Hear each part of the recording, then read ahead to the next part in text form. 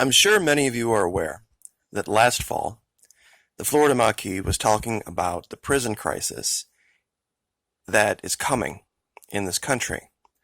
Now, I made some allegations that many people took issue with. There is this belief out there that there is some giant coordinated plan that, in the case of any type of collapse in this country, for the COs and the administrators of the prisons to go cell to cell and off certain prisoners or employ these magical make-believe poison gas systems that don't exist. Now, initially the reason I did the videos, even though I do believe that there is going to be a problem with released prisoners, there was a secondary purpose. Over at the Patreon channel that I had, I was teaching psychological operations and how they work, and how you could get somebody to believe one thing while telling them another. In this particular case, this map evoked such a response that I didn't even know how to handle it. I didn't think, at the time, most of my videos were getting anywhere from 5 to maybe 10,000 views in their entire life. These came near 1 million. And I was completely taken by surprise by the level to which the psychological operation took root. Because here was the real psychological operation. The idea that in the case of a prison break, or the case of where the society would collapse and the prisons would be opened, the vast majority of the pushback, the response that I got was this: well, there's 200 million Americans under arms. We'll be perfectly fine. These guys are a bunch of sad sacks, and they're stupid and dumb, and if they were smart, they wouldn't have been in prison anyway, and we'll just cap them off. No problem. Okay, and that's fine, but in the case of a fraction of the amount of people coming across our southern border versus the amount of people we have in prison, people are terrified. Build a wall, build a wall. We can't protect ourselves because of the immigrants. In the 30 to 35 years that this has been a problem in this country, there has been maybe, on the outside, a grand total of about 15 to maybe 20 million people that have come here illegally. And the vast majority of those that have come here are not criminals.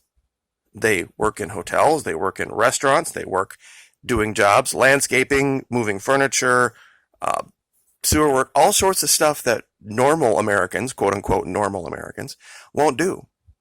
And yes, there is a very tiny fraction that gets most of the press that causes a great deal of problem. So while some people thought the map was about the subject of the prison crisis, other people took the map to be about the issue with immigration, but really there was a third subject that only a few picked up, and that was the Second Amendment. Now I'm going to set some contrast with this so that people can really see what this is about. And I'm going to go ahead and put the camera down here just so you can see the bottom, so you know I'm not kidding about the numbers. This particular one was the most popular one. 963,091 views. This one was 883,177 views. And this one was 641,000. Now, we have two articles, both out on Stripes, that will outline this. And I'm going to ask some questions. And I want you to think about them critically before you answer. There are basically two groups of people coming across our southern border, right? You've got the good guys, you've got the people that just want to come here and contribute and be good, decent, wholesome Christian folks, and just didn't have the ability or time to wait the 2.5 years to get Rome's approval. Oh, I'm sorry, DC's approval. Now, let's look at this wall. Oh, and let's talk about the other group. There's two groups. And then there's the criminal element. For whatever reason, they're bringing drugs into this country. Okay. Let's take a look at this wall. Now, let's say you're on this side of the wall.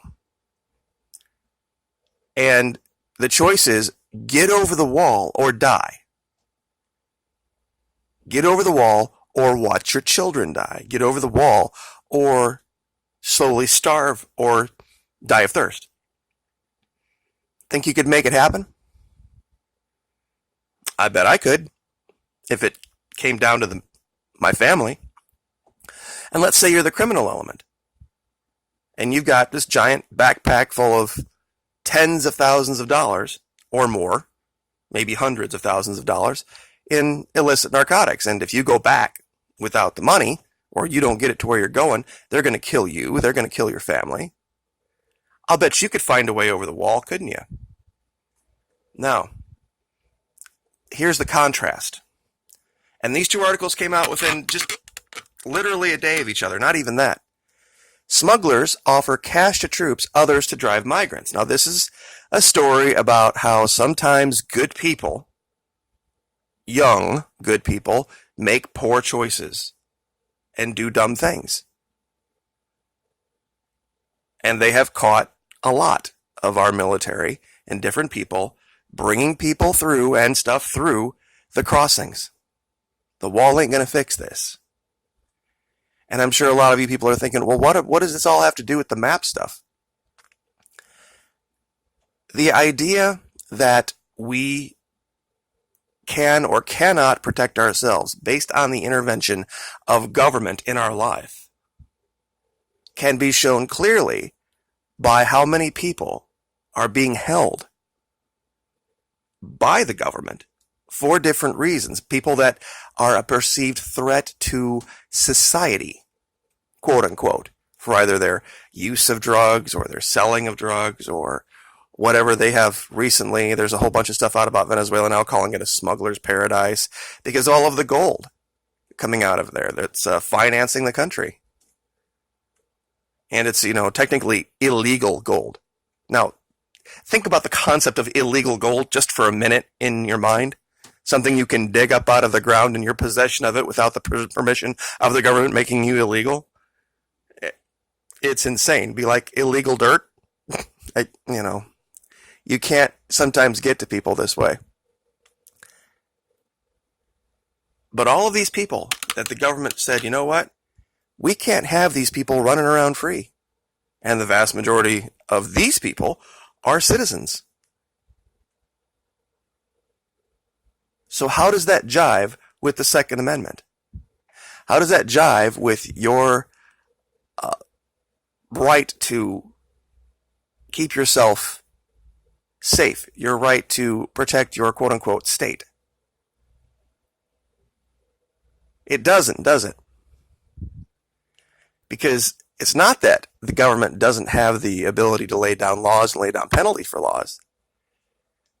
But when they, meaning the populace of this country, go running to government and say, please, here's 20 billion of our hard-earned tax dollars, build this giant wall from the Pacific to the Gulf of Mexico, and man it with shock troops to keep people from walking in that are doing the exact same thing we're doing.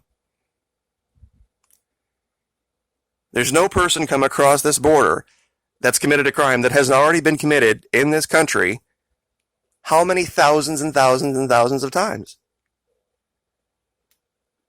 But there's a lot greater percentage of people coming across that border that are freedom-minded, that are liberty-minded, that are pretty much at the same point that those who came here from Europe were at. They were at the end of their rope. Imagine, if you would, for a minute, the idea of getting in a boat and sailing to some unknown land where there was savages, where there were people that would or could do anything to you at any time for any reason, and there would be no force of law to fall back on. That's what the New World was. It was a vast, unexplored territory that was completely lawless. And we lionize the folks that stood up against the crown and made this country what it is. But at the time, there were a good portion, in fact, the vast majority of the people wanted to live peaceably under the crown, 2 weeks away by ship. They thought that was a great deal. And all they had to do was pay taxes, and everything was free. Think about that for a minute. What if you could just go out and anywhere you want and just chop down as much wood as you need, or fish as much fish out of the water as you need, or dig a mine, and it's just all yours. All you gotta do is go lay claim, and it's yours. If it was just that easy, would you bitch about taxes? And the tax rates of the crown were much, much less than DC at the time, and yet these people still rose up tarred and feathered tax collectors. And one of the last things I'll say about somebody had made the allegation that I am for open borders. I am for it not being up to DC. The people that were inhabiting these lands when we arrived, us being the original quote-unquote illegal immigrants, they had their own nations. But their nations didn't have lines. I mean, they had certain areas they controlled that they delineated by certain natural features. But the Potawatomi didn't say, we are the Potawatomi, just so that nobody confuses us with the Cherokee. The same thing with the Apache or the Shoshone or any of them. They were who they were because they were nations as of family bond in regions. And the vast majority of them left each other alone. Multiple nations living, for the most part, as much as human beings can, in harmony with each other. Nobody was building tanks, let's put it that way, to overrun the tribe on the other side of the mountain.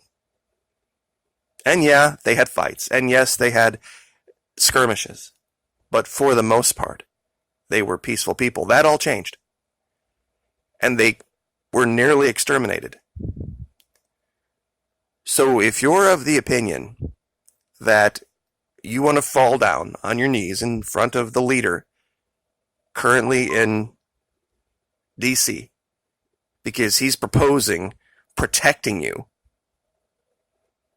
you're going to have to really come to grips with the idea that you are going to continue to teach that. Running to government is always the way to fix your problems, and your kids are going to learn that, and they're going to teach that to their kids and their kids. What do you think that's going to end up looking like 15 years, 50 years down the road?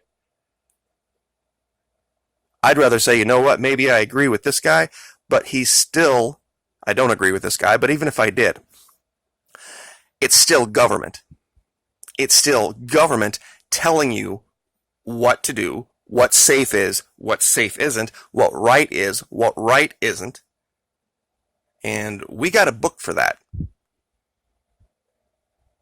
So I hope this illuminated the psychological operation that if you think you can protect yourself because of the Second Amendment, if you think that you have your Second Amendment rights because of a piece of paper insured by government, when the piece of paper itself says you have that right granted you by God,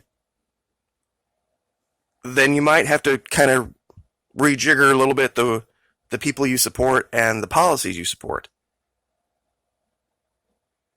Because the Crown of England, the seats in Rome, have nothing on DC. The most tyrannical government by far that has ever existed on this planet exists on the East Coast right now, without any exception. And I guess I'll leave that there. Thank you so much for the support on the music. I appreciate it a great deal. Got a USB interface and a microphone, so some of the new music, a lot of the music you're seeing right now is years and years old. Already here on YouTube, I just had to kind of delete it and re-release it, and so people can actually see it because of the way the algorithms work. So the new music that comes out is going to be quite a bit better quality.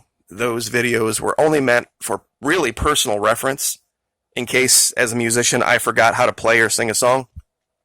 Instead of trying to relearn it years later, I could just go look at one of my old videos and see what I did and just mimic it. So they were really never meant for public consumption. So that's why some of them have bad lighting, some of them have, less than high quality audio. So, but thank you so much for all the wonderful comments. I really appreciate it. Like, share, subscribe, and we'll see you next time.